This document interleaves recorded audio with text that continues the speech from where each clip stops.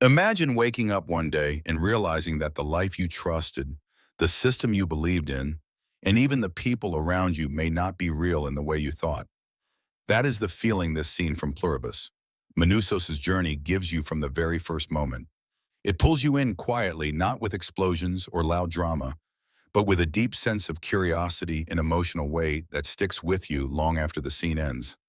The scene follows Manousos at a turning point in his journey where every step forward feels heavy and uncertain. What makes this moment powerful is how real it feels. There is no rush. The camera allows you to sit with him, to feel his hesitation, his fear, and his quiet determination. You can see in his eyes that he is not just traveling through a place, but through his own thoughts and memories. This is the kind of storytelling that trusts the audience to pay attention and feel, rather than be told what to think. What really stands out is how the scene explores identity and choice. Manousos is not presented as a hero or a villain. He feels like a normal person caught in an extraordinary situation. His journey is not about action, but about understanding who he is and what he stands for. Every small movement, every pause in dialogue adds meaning. It shows how powerful silence can be when used correctly. The emotional tone of the scene is calm but heavy. There is a sense of loneliness, yet also a quiet hope. The world around Manousos feels controlled and distant, which makes his inner struggle even stronger. You get the feeling that the system he lives in is always watching, always shaping his path, even when no one is speaking.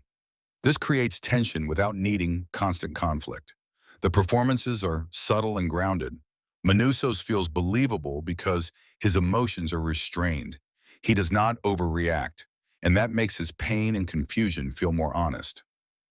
When he reflects on his past and questions his future, it feels like a conversation many people have had with themselves at some point in life.